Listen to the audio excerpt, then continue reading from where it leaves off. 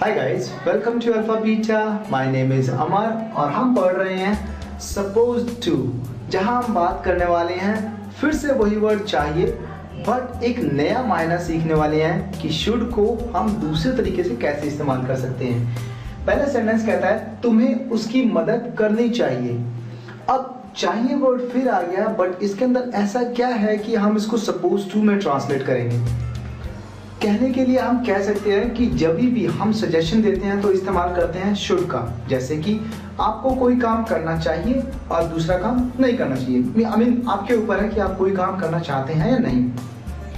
But suppose to एक ऐसी situation या एक ऐसे सिनारियो में यूज किया जाता है जहां पर आप बताते हैं कि कोई काम करना किसी के लिए सही है या उसकी एक जिम्मेदारी है, या आप सजेशन भी मांगते हैं कि क्या आपको वो काम करना चाहिए, यानी कि उस पर्टिकुलर सिचुएशन में क्या करना सही होता है। राइट। पहला सेंटेंस कहता है तुम्हें उसकी मदद करनी चाहिए। लेट्स सपोज आपको कोई फ्रेंड जो बहुत ज्यादा नियर एंड डियर है और वो प्रॉब्लम में है, आपको पता लगता है और आप सोचते हो कि मुझे उसकी मदद करनी चाहिए। दैट मीन्स ये आपकी जिम्मेदारी है या आपकी मजबूरी या एक रिस्पॉन्सिबिलिटी। आपको क्या करना चाहिए? आपको उसकी मदद करनी चाहिए। तो हम बोलेंगे you are supposed to help him. You are supposed to help him. अब हमें ध्यान रखना है कि सपोज टू के बाद हमेशा हम इस्तेमाल करेंगे फर्स्ट फॉर्म का, और हमने यहाँ पर बी को मेंशन किया है। बी का मतलब होता है इज एम आर और वाज वर। अगर हम प्रेजेंट की बात करेंगे तो यूज करेंगे इज एम आर का, अगर हम पास्ट की बात करेंगे तो यूज करेंगे वाज वर। नेक्स्ट सेंटेंस पढ़ते हैं। आपको यहाँ धूम्रपान नहीं करना चाहिए। Let's suppose you are standing at the bus stop और आपके पड़ोस में ही या फिर आपके नजदीक में ही कोई पर्सन स्मोकिंग कर रहा है और वहां पर कुछ बच्चे भी खड़े हैं। और जैसा कि हमें पता है कि पब्लिक प्लेसेस पर स्मोकिंग अलाउड नहीं है और इथिकली भी मोरली भी आपको पब्लिक प्लेसेस पे स्मोकिंग वगैरह नहीं करनी चाहिए। तो आप उसको सजेशन देते हैं कि ये काम जो आप स्मोकिंग कर रहे हैं ये आपको यहाँ पर नहीं करना चाहिए क्योंकि ये सही नहीं है और उस सिचुएशन में ऐसा नहीं करना चाहिए। सो हम उसको एक सजेशन या एक एडवाइस दे सकते हैं कि आपको यहाँ धूम्रपान नहीं करना चाहिए। You are not supposed to smoke here, right? हम इसको एक एग्जांपल के थ्रू पढ़ते हैं। Let's suppose I'm smoking और मेरा एक दोस्त आता है और मुझसे कहता है कि you shouldn't smoke, it's not right or it's not good for your health. But let's suppose I'm his friend, उसने मुझे सजेशन दे दिया, but as we know Shahrukh Khan he the chain smoker और वो बहुत ज्यादा स्मोकिंग करता है। तो लेट्स सपोज अगर मेरी जगह शाहरुख खान हो, सो क्या मेरा फ्रेंड उसे शुड का इस्तेमाल करके मना करने वाला है? आई डोंट थिंक सो, क्योंकि जब हम बात करते हैं सपोज टू की हम एक पर्सन को रियलाइज करा रहे हैं कि किसी सिचुएशन के अंदर कोई काम करना सही है या नहीं। So let's suppose if I am smoking तो वो मुझे कहेगा you shouldn't smoke, you must not smoke. He is my friend, he can speak.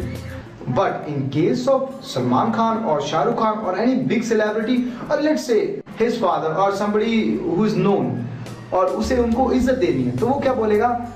You are not supposed to smoke. वो ये नहीं कहेगा कि यू शुड नॉट स्मोक, ये ज्यादा इंपेरेटिव हो गया, सामने वाला शायद इसको ऑफेंसिव भी ले ले। बट अगर हम यूज कर रहे हैं सपोज टू, हम कहते हैं कि आपसे उम्मीद की जाती है कि आप यहाँ पर सिगरेट का सेवन ना करें या धूम्रपान ना करें। हम सपोज टू के थ्रू लोगों को रिस्पेक्ट भी दे रहे हैं, सो इसीलिए हम इस्तेमाल करने वाले हैं सपोज टू का। नेक्स्ट सेंटेंस कहता है हमें झूठ नहीं बोलना चाहिए। दैट मीन्स ये गलत है। We are not supposed to lie. Let's suppose एक एक्सीडेंट हो गया और वहां पर 2 लोग या 3 लोग खड़े हैं। कोई भी किसी भी मैस के अंदर उलझना नहीं चाहता तो वो पुलिस को गलत बयान देते हैं। 3 लोग खड़े हैं, 3 में से किसी एक ने अलग बयान दिया, किसी दूसरे ने कुछ और तीसरे ने कुछ और। फिर वो तीनों आपस में बात करते हैं और कहते हैं कि शायद हमें झूठ नहीं बोलना चाहिए।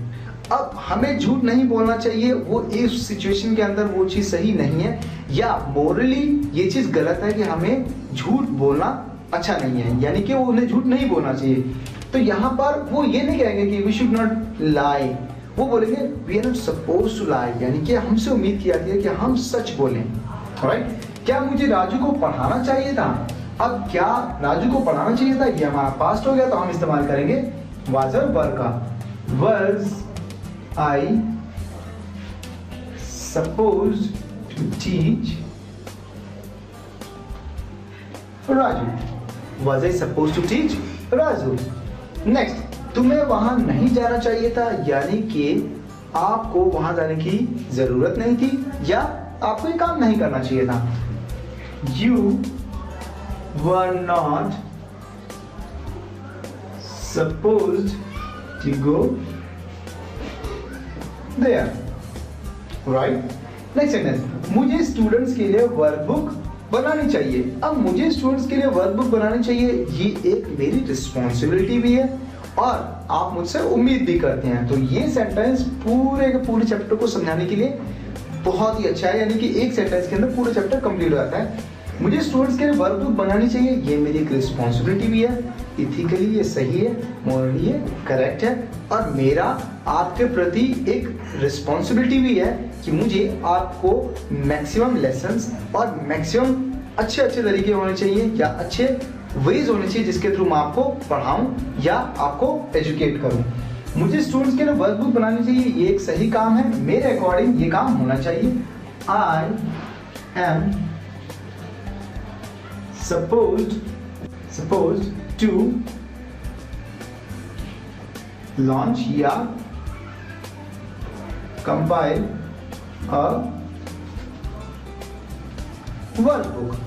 I am supposed to launch या compile a workbook। launch या compile दोनों में से आप कोई भी वर्ड यूज कर सकते हैं। launch का मतलब होता है कि कोई चीज बनी हुई है उसे लॉन्च करना, या फिर कंपाइल का मतलब ये होता है कि किसी चीज को बनाना। सो आप इधर वे में इसको लिख सकते हैं। अगर मैं ये कहना चाहता हूँ कि मेरी किताब बन गई है और मुझे लॉन्च करनी है, तो मैं लॉन्च का इस्तेमाल करूंगा, और अगर मैं ये कहूँ मुझे पूरी किताब बनानी है, then I will use compile. ये था हमारा बी सपोज टू, जहां पर हमने पढ़ा कि किसी को किसी की रिस्पॉन्सिबिलिटी या किसी सिचुएशन के अंदर किसी को किस तरह रिएक्ट करना चाहिए। ये था हमारा suppose to. Thank you for watching and keep learning.